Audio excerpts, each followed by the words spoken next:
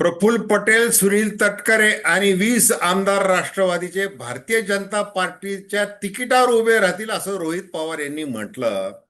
त्याचप्रमाणे संजय राऊत यांनी अनेकदा उदय सामंत 15-20 आमदारांसह भारतीय जनता पार्टीमध्ये प्रवेश करणार आहेत असं म्हटलेलं आहे. म्हणजे एकूणच भारतीय जनता पार्टी हा जो टायटॅनिक सारखा पक्ष आहे, तो पक्ष आता महायुतीची जी प्रीती आहे त्या प्रीतीला सोडून देण्याच्या प्रयत्नामध्ये आहे. आणि नुसता प्रयत्न नाही, तर केंद्रीय गृहमंत्री अमित शहा यांनी 2024च्या निवडणुका आल्या आणि प्रचार सुरू झाला त्याच वेळेला भारतीय जनता पार्टीच्या पदाधिकाऱ्यांच्या मेळाव्यामध्ये जाहीरपणे सांगितलं की 2029च्या निवडणुका आपल्याला स्वबळावर लढवायच्या आहेत, दोन्ही कुबड्या फेकून द्यायच्या आहेत. हे होऊ शकतंय का?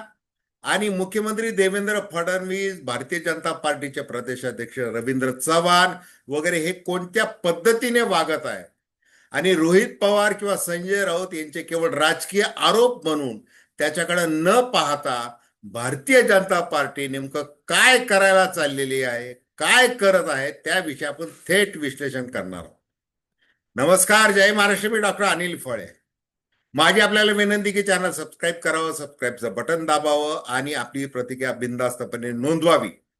बेल आयकॉनचं बटन दाबावं आणि डिस्क्रिप्शन मध्ये व्हॉट्सअप कम्युनिटी ही जी लिंक दिलेली आहे ती जॉईन करावी.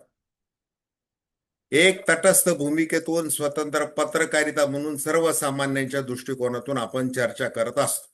हे बघा, आता बारामतीतलं महाभारत रंगलेलं आहे. म्हणजे आता सुनील तटकरे यांनी सुनेत्राताई पवार यांच्या बरोबर पार्थ पवार ज्या पद्धतीचं वजन खर्च करत आहेत आणि नको त्या पद्धतीने ते त्यांच्या शब्दामध्ये जर सांगायचं तर ते हस्तक्षेप करत आहेत पक्षीय संघटनांमध्ये. ही जी त्यांची तक्रार आहे ही फार काही बोलून जाते.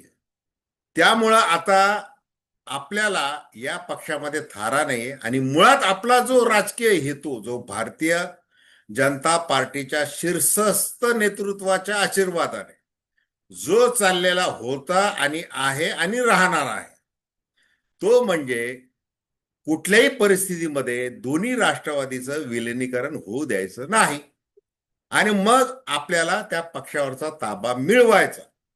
मग सुनेत्राताई पवार या आमच्या नेत्या आहेत, त्या ज्या ठरवतील त्याप्रमाणे आम्ही राहू असं वरवर म्हणत राहायचं आणि आतून मात्र वेगळे डावपेच खेळायचे. आणि ते डावपेच उघड झाले, कागदावर उघड झाले, कायद्याच्या चौकटीमध्ये उघड झाले. निवडणूक आयोगाच्या संबंधी जे काही झालेलं आहे ते काही पुन्हा पुन्हा सांगण्याची गरज नाही. मग आता सुनील तटकरे यांना केंद्रामध्ये मंत्री व्हायचं आहे. ते विलिनीकरण जर झालं तर सुप्रिया सुळे यांचा केंद्रामध्ये कॅबिनेट मंत्री म्हणून नंबर लागू शकतो आणि आपला पत्ता कट होऊ शकतो. या भीतीने सुनील तटकरे यांना अजितदादा पवार हयात असताना ग्रासलेलं होतं, ते आज देखील ग्रासलेलं आहे. त्यामुळं ते लोकसभेमध्ये राष्ट्रवादी काँग्रेसचे काय गटनेते आहेत आणि ते गटनेते त्यांच्या समवेत किती खासदार आहेत तर ते फक्त स्वतःच एक खासदार आहेत. एवढंच काम त्यांना राष्ट्रवादी काँग्रेसने दिलेलं आहे, जे निवडणूक आयोगाकडं 29 एप्रिल 2026च्या पत्राच्या अन्वये तेवढं दिसतंय. अस्वस्थ आहेत सुनील तटकरे. आणि मग त्यांचे जे समर्थक आमदार आहेत, 20च्या आसपास ते आमदार आहेत, त्याच्यामध्ये गणेश शेळके यांचं एक नाव घेतलं जात आहे. मग ते आता रोहित पवार काय बोलले की गणेश शेळके त्यांना उत्तर द्यायला समोर असतात.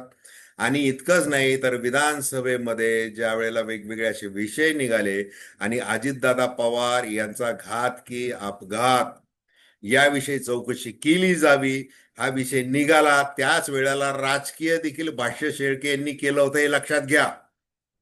त्यांनी असं म्हटलं होतं की विनाकारण काही नेत्यांना, म्हणजे छगन भुजबळांसारखे ज्येष्ठ नेते वगैरे, असं काय ओबीसी मराठा वगैरे असं काय बरंच ते बोलले होते आणि हे पटलावर घ्या असं देखील ते आग्रहाने बोलले होते. हे फार विशेष.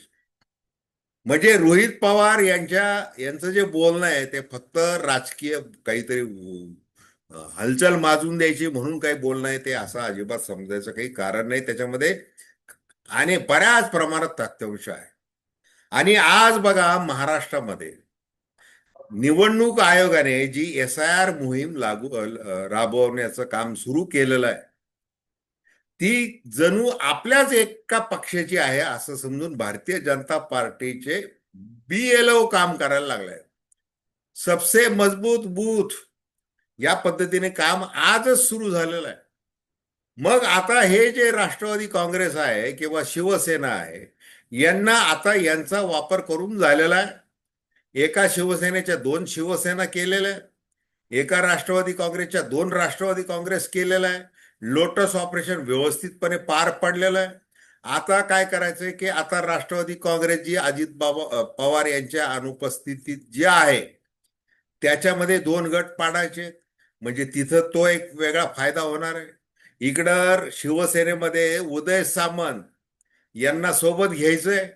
आता हे बघा, स्थानिक स्वराज्य संस्थांच्या निवडणुका पुरा एकदा थोडस डोळ्यासमोर आला म्हणजे मग नगरपंचायत, नगर परिषदा असतील, महानगरपालिका असतील, जिल्हा परिषदा निवडणुका असतील, याच्यामध्ये काही ठिकाणी युती झाली, काही ठिकाणी झाली नाही. काही 3 पक्षांमध्ये म्हणजे 2 पक्ष एकत्र आले, एखादा बाजूला राहिला.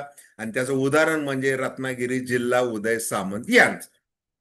तिथं काय झालेलं आहे, तिथं नगरपालिका आणि जिल्हा परिषद निवडणुकामध्ये भारतीय जनता पार्टी आणि शिवसेनेची युती झालेली आहे. पण बाकीच्या ठिकाणी जे काही झालेलं आहे ते राजकीय वैर, म्हणजे एकनाथ शिंदे यांनी देवेंद्र फडणवीस यांना रावण म्हणणं वगैरे ते सगळं झालेलं आहे. मग उदय सामंत म्हणजे जसं आता साताऱ्याचं सगळ्यात मोठं उदाहरण घ्या. सातारा जिल्हा परिषदेची निवडणूक काय झाली, त्या अध्यक्षपदाच्या निवडणुकीमध्ये लोकशाहीची कशी हत्या झालेली आहे. मग हे कुणी म्हटलेलं आहे, हे एकनाथ शिंदे यांनी म्हटलेलं आहे, विधानसभेच्या पटलावर म्हटलेलं आहे, बाजूला मुख्यमंत्री देवेंद्र फडणवीस बसलेला असताना म्हटलेलं आहे. त्याच्यानंतर शक्ती प्रदर्शन केलं साताऱ्याला जाऊन. म्हणजे याचा अर्थ काय की उदय सामंतच्या त्यांच्या जिल्ह्यामध्ये युती होते पण बाकीकडे होत नाही. आता MMR पट्ट्यामध्ये काय झालं, महानगरपालिका निवडणुकांमध्ये रवींद्र चव्हाण यांनी काय केलेलं आहे, गणेश नाईकांनी काय केलेलं आहे, कशा पद्धतीने शिंदे पिता पुत्रांना टार्गेट केलेलं आहे, आजही केलेलं आहे. आणि मग आता एकनाथ शिंदे आणि देवेंद्र फडणवीस यांचं वाढतं वैर आणि देवेंद्र फडणवीस आणि उद्धव ठाकरे यांची जवळीक वाढणं वगैरे हे सगळं जर दिसलं तर मग आता भारतीय जनता पार्टीचा आपल्याला आधार झाला पाहिजे, त्या पद्धतीने आपण वागलं पाहिजे, अनुकूल राहायला पाहिजे. या पद्धतीची मानसिकता या शिवसेनेतल्या अनेक आमदारांची झालेली असेल तर त्याच्यात आश्चर्य वाटायचं कारण नाही. आता एकनाथ शिंदे हे सगळ्यात आपली संघटना मजबूत करण्यासाठी आणि प्रत्येक माणूस, सामान्य कार्यकर्ता असेल, शिवसेनेचा नेता असेल, त्या प्रत्येकाला सांभाळण्याचं जरूर काम करतात. परंतु त्याच्यातही कसा खोडा घालता येईल या पद्धतीचं राजकारण रवींद्र चव्हाण यांच्या मार्फत व्यवस्थितपणे सुरू आहे महाराष्ट्रात. मग आता बच्चू कडू यांना घेतलेलं आहे एकनाथ शिंदे यांनी सोबत. मग त्यांना मराठामध्ये मग जरांगेंचं गणित, मग शेतकऱ्यांच्या समस्या, मग दिव्यांग, मग अमुक, आणि तर त्या बच्चू कडूंनी घोषणा करून टाकलेली आशीर्वाद यात्रेनंतर की मुख्यमंत्री केल्याशिवाय शिंदे यांना मी स्वस्थ बसणार नाही असं त्यांनी सांगून टाकलेलं आहे. हे जरी सगळीकडे दिसत असलं तरी अनेक आमदारांना असुरक्षित वाटतंय शिवसेनेमध्ये. आणि इकडं आता राष्ट्रवादीमध्ये जे काही घडतंय, जे काही पार्थ पवार यांचा हस्तक्षेप वगैरे त्या नावाखाली जे काही घडू पाहत आहे हे मोठं भयंकर आहे. मग अशांना राजकीय आश्रय कुठं मिळणार आहे, तर आपल्याला भारतीय जनता पार्टीचं कमळ. मग ते कमळ एकदा घेतलं की मग आपोआप आपण त्या भगव्या लाटेमध्ये ती निर्माण होते आणि ते आपण निवडून येतो. आता महाराष्ट्रातल्या सगळीकडे काय चाललेलं आहे, हिंदू मुस्लिम कशा पद्धतीने काय चाललेलं आहे, काही पुन्हा सांगण्याची गरज नाही. वेगवेगळ्या घटना घडत आहेत, गंभीर स्वरूपाच्या घटना घडत आहेत. त्यामुळं भारतीय जनता पार्टीला दोष दिला जातोय, परंतु जनता पार्टीला त्याचं काहीही त्या अंगावर घेत नाही. ते फारसं राजकारणामध्ये मनावर घ्यायचं नाही. आपल्याला जे काही साध्य करायचे, आपली जी कूटनीती आहे, म्हणजे आपण उत्तर प्रदेश घ्या, मध्य प्रदेश घ्या, गुजरात घ्या आणि आता पश्चिम बंगाल घ्या. सगळीकडे जसं आपण एकट्याच्या बळावर हे सगळं जे काही यश मिळवतोय, त्या पद्धतीने महाराष्ट्र देखील आपल्याला पाहिजे. आणि त्या दृष्टीने मग आता हे जे काही आमदार आहेत, ज्यांना विजयाची खात्री आपणच देऊ शकतो आणि जे विनिंग कॅन्डिडेट आहे, चांगल्या पद्धतीने त्यांनी संघटन केलेलं आहे, त्यांचं काम चांगलं आहे, अशांना निधी देखील पुरवला जातोय अजून भरपूर प्रमाणामध्ये. हे सगळं सुरू आहे. आणि मग अशा परिस्थितीमध्ये आता ही जी भारतीय जनता पार्टीचा जो जगामधला जो सगळा धनवान मोठा पक्ष आहे, टायटॅनिक आहे, या टायटॅनिकवर सध्या महायुतीच्या सरकारमध्ये म्हणून जे बसलेले दोन पक्ष जे आहेत तेच असुरक्षित आहेत, हे सध्याचं चित्र आहे. आणि त्यामुळं आता दोनों पैसा की निकाल के फेक दो, हे जे अमित शाह यांचं वाक्य आहे, ते वाक्य अगदी ती आपली यातना, ती आज्ञा पाळून रवींद्र चव्हाण कामाला लागलेले आहेत.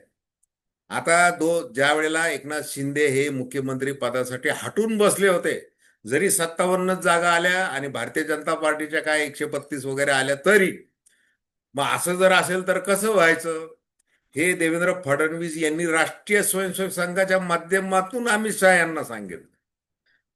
आणि मग एक अमित शहा बोलले की नाही नाही, भारतीय जनता पार्टी आता स्वबळावर येणार आहे वगैरे वगैरे, ते सगळं झालेलं आहे. तर एकूण काय याचा सारांश, की भारतीय जनता पार्टी आपल्या मार्गाने म्हणजे मार्गस्थ झालेली आहे स्वबळाच्या. आणि मग रोहित पवार जे खात्रीने जे बोलतात त्याच्यामध्ये निश्चितच तथ्यांश आहे, इतकंच.